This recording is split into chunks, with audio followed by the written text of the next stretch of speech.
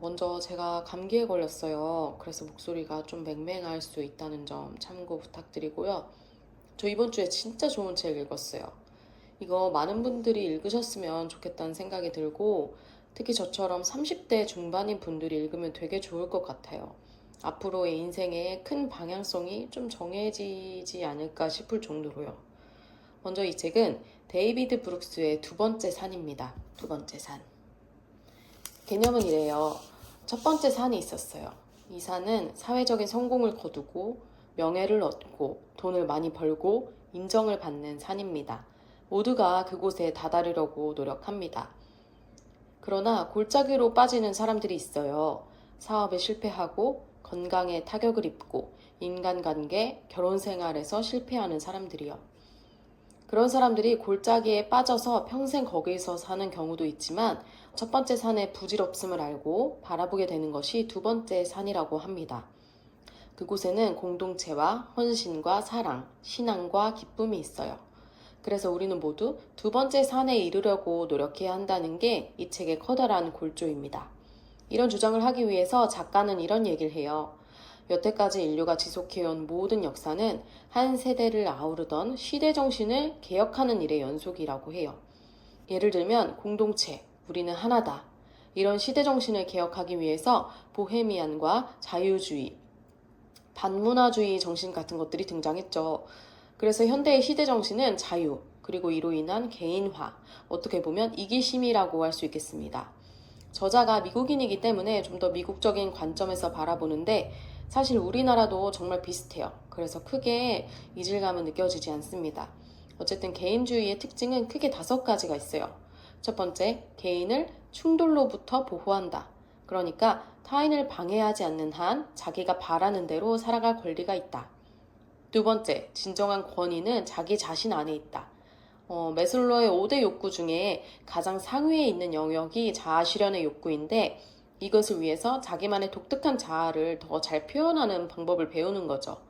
권위의 궁극적인 원천이 자기 안에 있다고 믿는 것입니다. 세 번째는 자기 자신의 가치관과 세계관을 가지고 의미를 구성하게 되는 것이고, 네 번째는 개인보다 우선시되는 제도들, 가령 민족, 가족, 신앙, 국가 같은 것들은 내가 선택한 것이 아니기 때문에 이를 넘어서는 총체적인 자유를 꿈꾸게 됩니다. 마지막으로 성과가 가장 중심적인 판단 기준이 돼요. 초개인주의는 개인이 성과한 것에서 근거해서 평가됩니다. 그래서 이 과제를 달성하기 위해 이기심은 용인되는데요.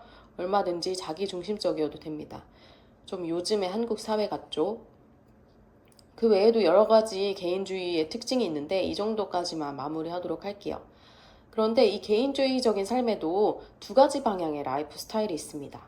그중 하나가 신미주의적인 삶이에요. 여러분, 신미적인 삶 얼마나 멋집니까? 제가 20대 때 가장 꿈꿔왔던 삶이에요. 모든 것을 나의 신미성 기준으로 선택해요. 저의 얘기를 해보자면 제가 20대 때 해왔던 일들은 옷을 좋아하니까 쇼핑몰이나 편집샵에서 일해보고, 내가 패션에 일가견이 있는 것 같으니까 패션 학과에 진학하고, 그러다 갑자기 패션이라는 허울에 관심이 싹 사라지면서 진정 내가 추구해야 할 것은 새로운 세계를 탐험하고 경험하는 것이다 라고 생각했어요. 그래서 제가 갑자기 여행사에 들어가요. 약간 제 삶이 늘 이런 식이었어요. 저는 삶에서 가장 큰 가치 중에 하나를 모험하고 탐구하며 새로운 세계를 경험하는 것이라고 두었거든요. 그런데 제가 이 책 읽으면서 너무 뼈를 맞은 거예요. 작가는 심미적인 삶에 대해서 이렇게 정의합니다. 이들은 도전하고 경험하며 자기의 정체성 자산을 형성한다. 이거는 되게 좋은 거죠. 그런데 이 모든 기준이 심미적인 것이라고 해요. 그래서 그것으로 자기 인생을 판단하면서 살아갑니다.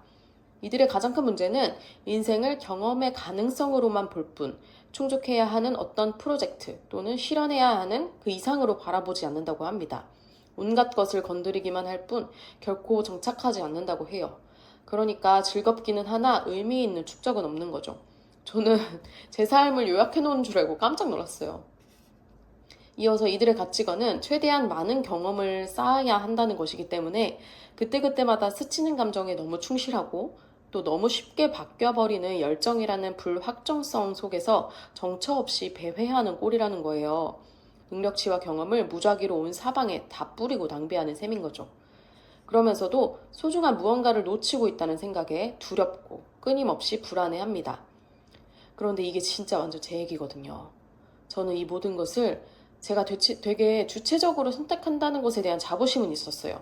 그러니까 내가 경력이 중구난방이긴 하지만 나는 그때그때 충실했고 나의 가능성에 입각해 선택했다라고 생각했어요.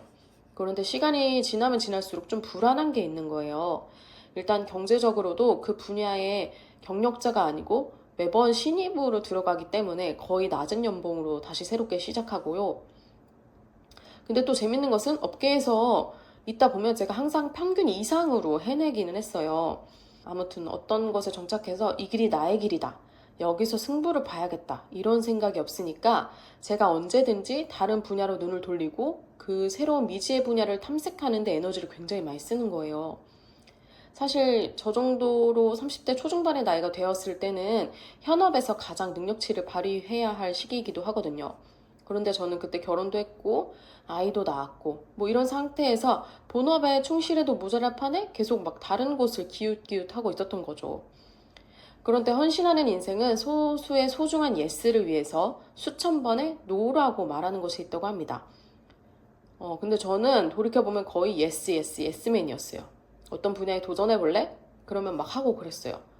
제가 또래의 평균보다는 에너지가 꽤 많아요. 객관적으로 그런 것 같아요. 그런데 그 에너지를 다 흩뿌리면서 산 거죠. 제가 첫 번째 산에 오르고 싶어 했기 때문에 그랬던 것 같아요. 저에게 첫 번째 산은 자유로운 인생이자 자아 실현이었습니다. 그래서 거기에서 맞이했던 기쁨이 있지만 또 혼란도 있었어요. 저는 아이를 키우니까 이제 저의 세대뿐 아니라 다음 세대를 위해서도 내가 어떤 가치관과 어떤 정신을 물려줘야 할 것인가, 또 보여주고 그걸 삶으로 살아내야 할 것인가를 생각하지 않을 수가 없거든요. 그런 의미에서 이 책이 너무 관통하는 인사이트가 있고 무엇보다 저의 뼈를 심하게 때렸습니다. 이제 탈골되기 직전입니다. 그리고 여기서 이렇게 얘기해요. 정치적인 자유는 위대하다. 그러나 궁극의 목적으로 설정된 개인적, 사회적, 정서적 자유는 완전 헛소리다. 이런 것은 아무런 방향도 없고 확고한 토대도 없으며 그저 무작위의 어수선한 인생으로 이어질 뿐이다. 자유는 당신이 그 속에서 인생을 보내고 싶은 바다가 아닌 것으로 판명난다. 자유는 바다가 아니라 당신이 건너고 싶어 하는 강이다. 당신은 이 강 건너편에 뿌리를 내리고 뭔가에 온전히 몰입하고 헌신하고 싶어 한다. 이 말이 정말 맞습니다. 자유가 나의 목적지가 아니라 나의 목적지로 가기 위한 어떤 하나의 경로 정도 되는 거죠. 자유 자체가 내가 이르러야 할 최종 목적지는 아닌 것 같아요.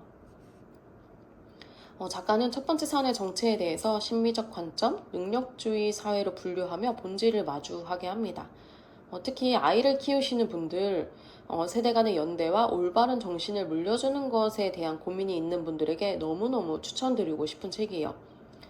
작가가 기자 출신인데 확실히 하나의 주장을 크게 세우고 그것을 이끌고 가는 몰입력과 지식 그리고 사례의 수준이 되게 광범위하고 대단합니다. 그렇다면 두 번째 산은 어떻게 올라야 하는가?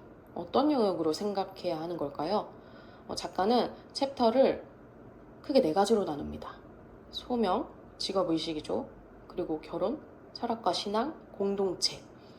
이 4가지 영역에서 어떻게 두 번째 산에 오를 수 있는지를 얘기해요. 예를 들면 첫 번째 챕터도 저는 되게 인상적이었어요. 잡과 커리어는 다르다. 그리고 소명은 내 안에서 심장이 반응하는 것. 그리고 사람들에게 도움을 줄 수 있는 것으로 선택해야 한다.